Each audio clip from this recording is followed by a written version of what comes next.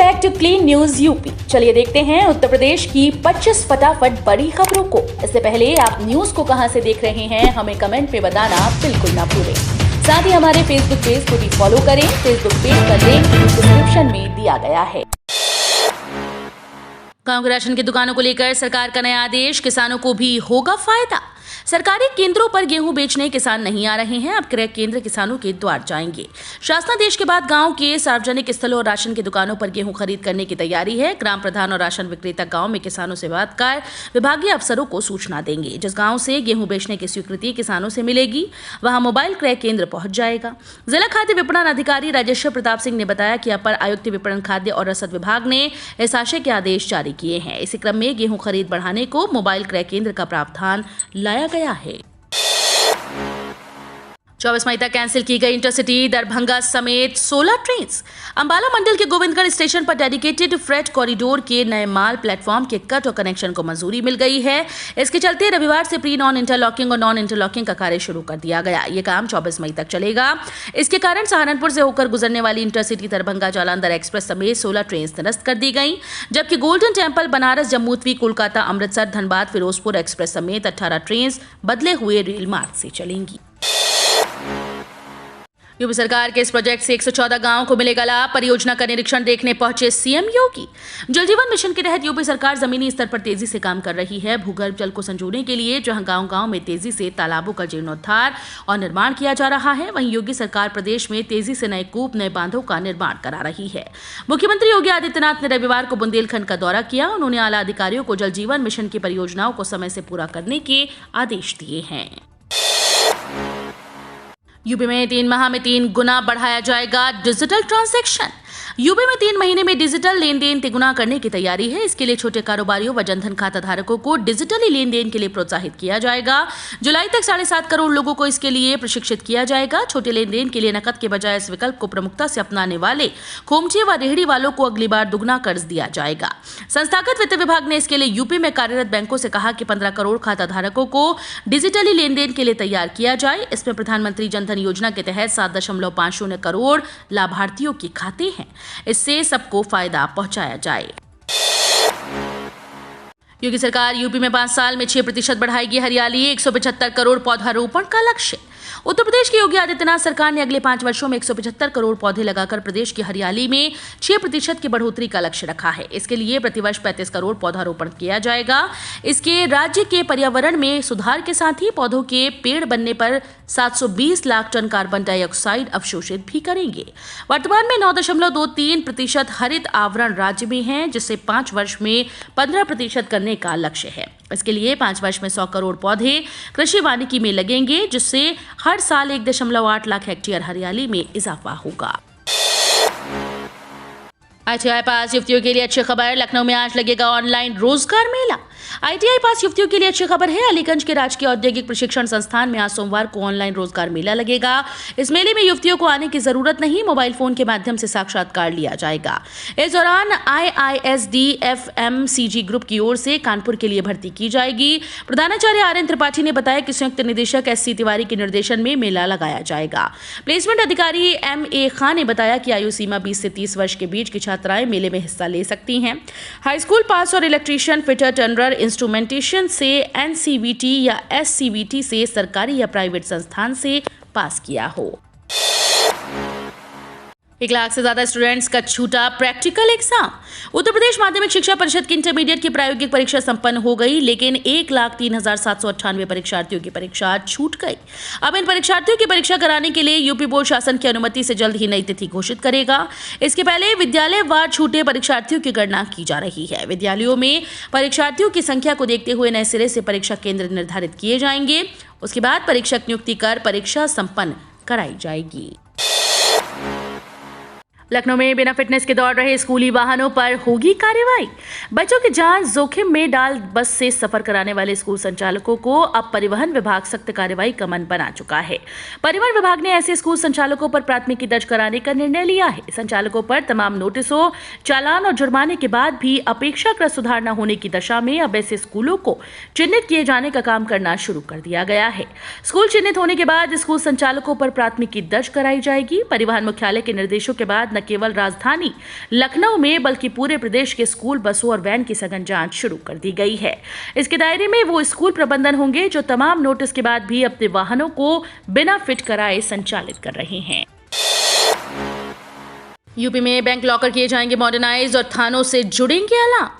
कानपुर में central bank of India की कराची खाना शाखा में 11 लोगों के लॉकर से करीब 4.25 करोड़ रुपए के जेवर चोरी होने के मामले में पीड़ितों को उनकी धनराशि दिलाने वाले प्रदेश के संस्थागत वित्त महानिदेशक शिव सिंह यादव ने बताया कि बैंकों को लॉकर्स को और मॉडर्नाइज करने के निर्देश दिए गए हैं। उन्होंने बताया कि रिजर्व बैंक से भी पूछा गया है कि लॉकर्स की सुरक्षा के लिए और कौन से मानक होने चाहिए। उन्होंने बताया कि कानपुर के सेंट्रल बैंक का मामला अपने आप में पहला था, उसमें तो पीड़ितों को धन दिलाया गया। इसके साथ ही सभी बैंकों को सुरक्षा और मजबूत करने के निर्देश दिए गए हैं।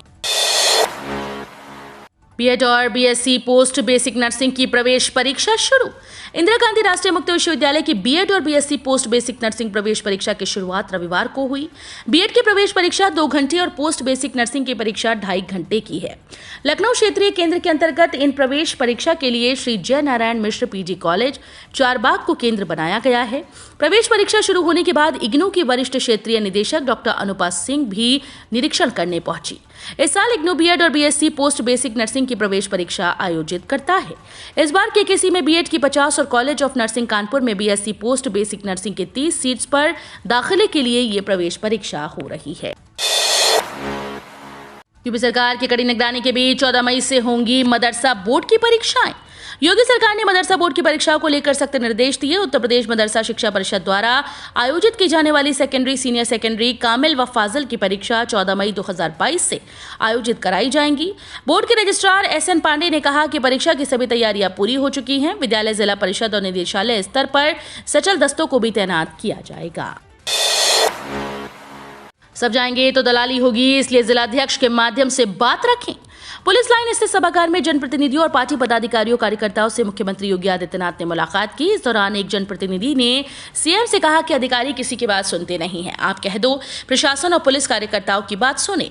इस पर योगी आदित्यनाथ ने कहा कि जब सभी जाएंगे तो दलाली करेंगे, सपा और बसपा होने में समय नहीं लगेगा, इसलिए मंडल अध्यक्ष और जिलाध्यक्ष के माध्यम से ही अपनी समस्याएं रखें। इसके बाद उन्होंने बारी बारी से कई नेताओं की समस्याएं सुनी और समाधान के निर्देश दिए। पूर्व जिलाध्यक्ष ने एक व्यक्ति की समस्या रखी तो मुख्यमंत्री ने उनको तल्ख अंदाज में डांट दिया। इसके बाद वो दलबल के साथ मेडिकल कॉलेज गए। यूपी में 2 रुपए महंगी हुई सीएनजी 2 रुपए प्रति किलो की दर से महंगी हो गई है। अभी तक 83.80 रुपए प्रति किलो मिलने वाली सीएनजी 85.80 रुपए किलो हो गई। बढ़ी हुई दरें कल सुबह से लागू हो जाएंगी। घरेलू रसोई गैस पीएनजी की कीमतों में कोई बदलाव नहीं किया गया। अयोध्या में सीएनजी 84.25 रुपए प्रति किलो से बढ़कर 86.25 रुपए किलो हो गई। ग्रीन गैस के एजीएम प्रवीण सिंह ने बताया कि सीएनजी के लागत मूल्य में वृद्धि के कारण बिक्री मूल्य में बदलाव किया गया है। मुंबई, अमृतसर और एर्नाकुलम की स्पेशल ट्रेन में बुकिंग शुरू। गर्मी की छुट्टियों में यात्रियों की भीड़ को देखते हुए रेलवे प्रशासन ने स्पेशल ट्रेन चला रहा है। ये स्पेशल ट्रेन मुंबई, अमृतसर और एर्नाकुलम के लिए चलेंगी। लखनऊ से गुजरने वाली स्पेशल ट्रेन का संचालन अलग अलग तारीखों में होगा। यात्रियों के लिए स्पेशल ट्रेन में सीट्स का आरक्षण खोल दिया गया है। ट्रेन नंबर 01028 गोरखपुर से 2 जुलाई तक हर सोमवार, मंगलवार, गुरुवार व रविवार को चलेगी। वापसी में 01027 लोकमान्य तिलक से 30 जून तक हर मंगलवार, बृहस्पतिवार, शनिवार और रविवार को चलेगी। रोडवेज में अब 65 साल तक संविदा कंडक्टर कर सकेंगे ड्यूटी, 5 साल बढ़ी नौकरी। उत्तर प्रदेश राज्य सड़क परिवहन निगम में तैनात संविदा परिचालकों के लिए अच्छी खबर है। निगम प्रशासन ने अब संविदा कंडक्टर्स को सेवानिवृत्त करने की उम्र 60 वर्ष से बढ़ाकर 65 वर्ष कर दी। ऐसे में प्रदेश भर में वर्तमान में तैनात 18,000 संविदा परिचालक 5 साल तक और नौकरी करने का मौका मिली। इस व्यवस्था से वर्तमान में 60 साल में हटाए जा रहे संविदा कंडक्टर्स पर रोक लगेगी। इससे बस कंडक्टर के अभाव में बसों का संचालन नहीं रुकेगा और यात्रियों को बसों की सुविधा दस्तूर मिलती रहेगी। इस संबंध में परिवहन निगम के एमडी आरपी सिंह ने प्रदेश भर के सेवा प्रबंधकों और क्षेत्रीय प्रबंधकों को दिशा निर्देश जारी करते हुए इस व्यवस्था का कड़ाई से पालन करने के आदेश दिए। पावर एक्सचेंज पर भी अब 12 रुपए यूनिट से महंगी बिजली नहीं बेची जा सकेगी। पावर एक्सचेंज पर अब कोई भी घराना 12 रुपए प्रति यूनिट की सीलिंग कानून का उल्लंघन कर महंगे दर पर बिजली नहीं बेच सकेगा। केंद्रीय विद्युत नियामक आयोग ने इससे संबंधित आदेश जारी किया है। आयोग ने विदेशी कोयले से बिजली उत्पादन करने वाली इकाइयों की प्रति यूनिट अधिकतम लागत का आकलन करते हुए आदेश दिया कि ये कंपनीज भी 12 रुपए प्रति यूनिट से अधिक दर पर एक्सचेंज पर बिजली नहीं बेचेंगी। 58 लाख मनरेगा मजदूरों को मिलेगा काम, होने जा रहा है ये काम। प्रदेश के सभी 58,000 ग्राम पंचायतों में से एक सरोवर के विकास की राज्य सरकार की योजना पर काम शुरू होने पर सीधे 58 लाख मनरेगा मजदूर काम पर लगेंगे। प्रत्येक सरोवर के विकास में करीब 100 मनरेगा मजदूरों को काम करेंगे। योगेश कुमार का कहना है कि राजस्व भूलेख के आंकड़ों के मुताबिक ग्रामीण क्षेत्रों में 6 लाख तालाब हैं। राज्य में जिन 6,000 अमृत सरोवरों का विकास किया जाना है वो इन्हीं में से चयनित किए जाएंगे। इसके बाद भी 5.94 लाख तालाब बचते हैं। इन सभी तालाबों को मनरेगा से विकसित किया जा सकता है। पूर्व में इनमें से कई तालाबों को मनरेगा के तहत विकसित किया भी गया है। प्रयागराज, आगरा, कानपुर समेत यूपी के 7 जिलों के इन कर्मचारियों को वेतन देगी सरकार। प्रयागराज समेत प्रदेश के 7 शहरों के जलकल और जल संस्थान के कर्मचारियों को अब राज्य सरकार वेतन देगी। कर्मचारियों को राज्य वित्त आयोग की मद से वेतन व अन्य भुगतान किया जाएगा। नगर निकाय निदेशक प्रयागराज, आगरा, कानपुर, लखनऊ, वाराणसी, झांसी और चित्रकूट कल जलकल व जल संस्थान कर्मचारियों को राज्य वित्त आयोग से वेतन देने के आदेश के साथ अप्रैल का बजट भी जारी कर दिया गया। प्रयागराज जलकल विभाग को अप्रैल के वेतन के मद में 2,88,76,000 रुपए जारी किए गए हैं।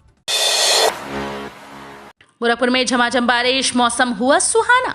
गर्मी से बेहाल लोगों को रविवार को राहत मिली। जिले के उत्तरी क्षेत्र में बूंदाबांदी हुई। इससे सब्जी की खेती करने वाले किसानों को भारी लाभ मिलेगा। उन्हें अगले कई दिनों तक सब्जियों में सिंचाई की जरूरत नहीं पड़ेगी। सब्जियों का उत्पादन भी बेहतर होगा। रविवार को आंशिक रूप से बादल छाए रहने से सूरज का तेवर भी थोड़ा नरम देखा जा रहा है। दोपहर बाद पूरे जिले में झमाझम बारिश हुई, जिससे मौसम सुहाना हो गया। ये बारिश कुछ ही देर हुई, लेकिन आसमान में बादल छाए रहे। कई दिनों से भीषण गर्मी झेल रहे लोगों ने काफी राहत महसूस की। डायलिसिस कराने वाले मरीजों में खून की कमी दूर करने को बढ़े कदम। क्रॉनिक किडनी डिजीज से पीड़ित डायलिसिस कराने वाले मरीजों के लिए राहत भरी खबर है। किडनी में खराबी की वजह से उन्हें बार बार डायलिसिस करानी पड़ती है, जिससे उनमें खून की कमी होने लगती है। ऐसे में उन्हें खून चढ़ाना पड़ता है, जिससे दूसरी जटिलताएं भी होने की आशंका रहती है। इसे देखते हुए मुंबई की एक दवा कंपनी ने विशेष प्रकार का आयरन का इंजेक्शन तैयार किया है, जिसके पहले व दूसरे चरण के ट्रायल हो चुके हैं। तीसरे चरण के ट्रायल की अनुमति केंद्र सरकार के औषधि महानियंत्रक यानी drug controller general of India से मिल गई है। कानपुर स्थित गणेश शंकर विद्यार्थी स्मारक मेडिकल कॉलेज समेत देश के 12 सेंटर्स पर अब क्लिनिकल ट्रायल होना है। लखीमपुर की शारदा सहायक नहर बंद, 5 जून तक लखनऊ की बड़ी आबादी जल संकट से प्रभावित होगी। लखनऊ वासियों को पानी का संकट करीब 1 महीने तक झेलना पड़ेगा, जिसमें मुख्य रूप से इंदिरा नगर, गोमती नगर और चिन्हट के आसपास में कई इलाके के करीब 5 लाख लोग प्रभावित होंगे। दरअसल रविवार की सुबह से लखीमपुर खीरी की शारदा सहायक नगर को बंद कर दिया गया है, जिससे कठौता झील को पानी मिलना बंद हो गया। नहर 5 जून तक बंद रहेगी और ऐसे में तीसरे जलकर से होने वाली जलापूर्ति का असर 5 लाख की आबादी में दिखाई देगा। ताजमहल के बंद 22 कमरों से खुलेगा रहस्य, हाईकोर्ट में दाखिल हुई याचिका। इलाहाबाद हाईकोर्ट की लखनऊ पीठ में एक याचिका दायर कर भारतीय पुरातत्व सर्वेक्षण को ताजमहल के 22 बंद कमरों की जांच करने के निर्देश देने की मांग की गई, जिससे पता लगाया जा सके कि वहीं हिंदू देवताओं की मूर्तियां तो नहीं हैं। याचिकाओं में एएसआई द्वारा एक तथ्य खोज समिति के गठन और एक रिपोर्ट प्रस्तुत करने की मांग की गई थी। याचिका में कहा गया कि बंद दरवाजों के पीछे हिंदू देवी देवताओं की मूर्तियों को बंद करके रखा गया है। याचिका में कुछ इतिहासकारों और हिंदू समूहों द्वारा स्मारक के पुराने शिव मंदिर होने के दावों का भी हवाला दिया गया है। शिक्षक भर्ती, हाईकोर्ट ने गैर विज्ञापित पदों की चयन प्रक्रिया रोकी। इलाहाबाद हाईकोर्ट ने 69,000 सहायक शिक्षक भर्ती के गैर विज्ञापित 19,000 पदों में आरक्षित वर्ग को 6800 सीटें देने के मामले में जारी चयन प्रक्रिया पर रोक लगा दी। कोर्ट के इस आदेश से सरकार को तगड़ा झटका लगा है। कोर्ट ने कहा कि 69,000 पदों के अतिरिक्त किसी भी पद पर नियुक्ति न की जाए और गैर विज्ञापित रिक्तियों को किसी भी दशा में भरा न जाए। यह आदेश न्यायमूर्ति राजीव जोशी ने आलोक सिंह वान्य की याचिका पर दिया। कोर्ट ने इस मामले में सभी पक्षकारों को 18 जुलाई तक जवाब दाखिल करने का निर्देश दिया है। बेंगलोर ने हैदराबाद को 67 रनों से हराया। आईपीएल 2022 का 54वां मुकाबला सनराइजर्स हैदराबाद और रॉयल चैलेंजर्स बेंगलुरु के बीच नवी मुंबई के वानखेड़े स्टेडियम में खेला गया, जहां बेंगलोर ने हैदराबाद को 67 रनों से मैच हरा दिया। बेंगलोर ने सनराइजर्स हैदराबाद के सामने जीत के लिए 193 रन का चुनौतीपूर्ण लक्ष्य रखा, जिसके जवाब में हैदराबाद ने 20 ओवर। आपको बता दें कि हैदराबाद के लिए सबसे ज्यादा रन राहुल त्रिपाठी ने बनाए। उनके बल्ले से 37 गेंद में 58 रन निकले। राहुल के अलावा और कोई भी बल्लेबाज एसआरएच के लिए अच्छी बल्लेबाजी नहीं कर पाया। रेलवे से खत्म होगी टेंडर व्यवस्था, ऑनलाइन बोली से होगी नीलामी। रेलवे के ठेकों से अब बाहुबलियों का वर्चस्व खत्म होगा। टेंडर की जगह ऑनलाइन बोलियां लगेंगी। बोली में किसी भी जोन या डिवीजन के ज्यादा से ज्यादा इच्छुक व्यक्ति और फर्म प्रतिभाग कर सकेंगी। निविदा प्रक्रिया को पूरी तरह से सरल और पारदर्शी बनाने के लिए बोर्ड ने टेंडर की जगह ई नीलामी व्यवस्था शुरू कर दी। महज 12 दिन की नोटिस में प्रक्रिया पूरी हो जाएगी। पायलट प्रोजेक्ट के तहत पूर्वोत्तर रेलवे के लखनऊ और वाराणसी के अलावा मुंबई, आसनसोल, दिल्ली, लखनऊ, चेन्नई, सिकंदराबाद, चक्रधरपुर, बेंगलुरु और अहमदाबाद सहित 11 मंडलों में ये नई व्यवस्था लागू होगी। तो ये थी आज की 25 फटाफट बड़ी खबरें। अगर आपको न्यूज पसंद आई हो तो वीडियो को लाइक और शेयर जरूर करें। धन्यवाद।